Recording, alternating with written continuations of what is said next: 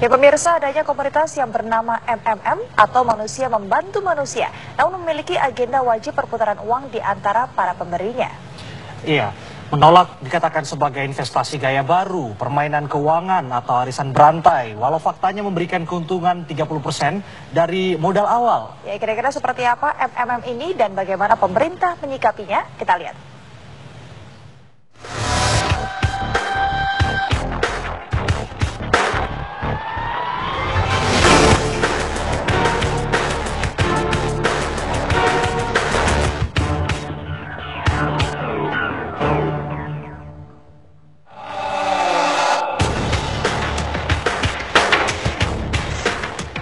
Manusia bekerja untuk memperoleh penghasilan demi memenuhi kebutuhan hidupnya. Berbagai macam pekerjaan dilakukan untuk meningkatkan taraf hidup, termasuk melakukan investasi demi masa depan yang lebih baik. Namun, telah muncul semacam investasi yang mulai menjamur di masyarakat, terutama di beberapa kota besar di Indonesia. Salah satunya adalah MMM, atau diartikan sebagai Manusia Membantu Manusia.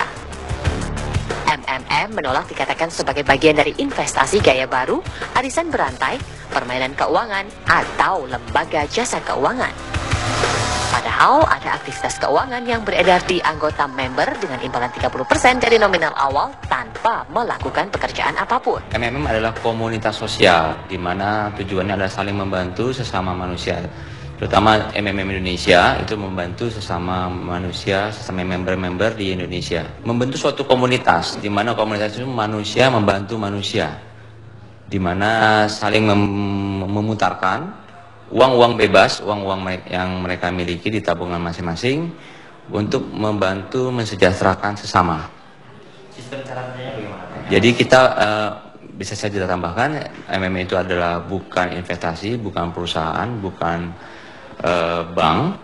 Kami tidak ada hubungan seperti itu. Jadi MMM ini bergeraknya adalah setiap member mendaftarkan diri lalu menyatakan berapa banyak yang dia mau membantu sesama. MMM itu bukan investasi. MMM itu adalah komunitas saling membantu. Kita harus rela. Prinsipnya adalah jaim. J-nya adalah harus jujur, amanah, I-nya ikhlas, M-nya saling membantu. Jadi kita merelakan uang kita untuk diberikan kepada orang lain tanpa jaminan apapun.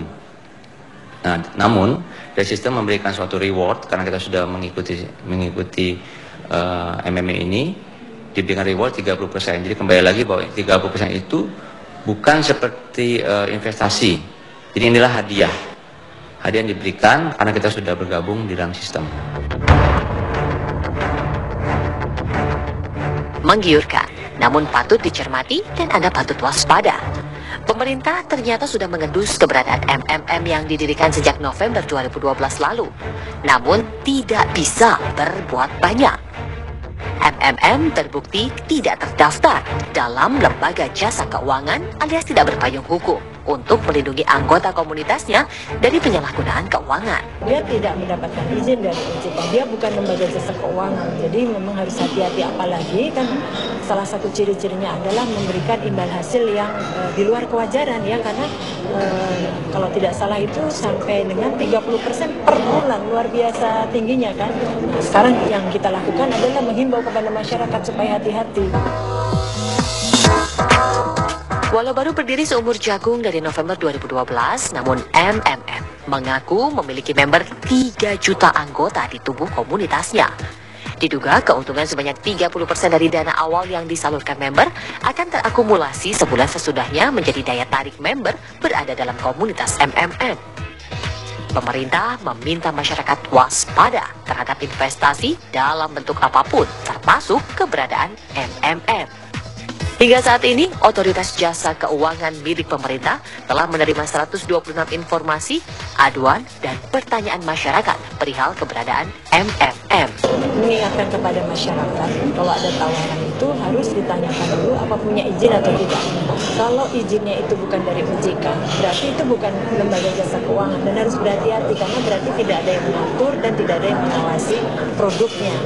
Nah, ini harus, karena sudah banyak sekali korban dari kegiatan semacam ini.